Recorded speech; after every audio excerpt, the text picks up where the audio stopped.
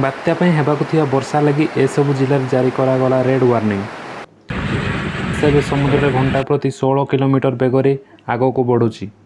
ପାରାଦୀପ ଠାରୁ ଏହା 280 କିଲୋମିଟର ଦୂରରେ ଥିବାବେଳେ ବାଲେଶ୍ୱର ଠାରୁ ଏହା 380 କିଲୋମିଟର ଦୂରରେ ରହିଛି। ତେବେ ବାତ୍ୟାର ପ୍ରଭାବ ରାଜ୍ୟର ବିଭିନ୍ନ ଅଞ୍ଚଳରେ ଦେଖିବାକୁ ମିଳିଗଲାଣି। କିଛି ଅଞ୍ଚଳରେ ପବନ ବହିବା ସହିତ ବର୍ଷା ମଧ୍ୟ ଆରମ୍ଭ ହୋଇଗଲାଣି।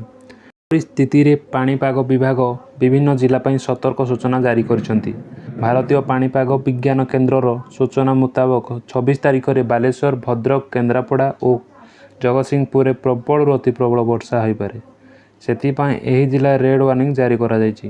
ସେହିପରି ମୟୂରଭଞ୍ଜ, ଯାଜପୁର, କଟକ, ଖୋର୍ଦ୍ଧା ଓ ପୁରୀ ଜିଲ୍ଲାରେ ଅରେଞ୍ଜ ୱାର୍ଣ୍ଣିଂ ସହ କେନ୍ଦୁଝର, ଢେଙ୍କାନାଳ ଓ ଗଞ୍ଜାମରେ ୟେଲୋ ୱାର୍ଣ୍ଣିଂ ଜାରି କରାଯାଇଛି।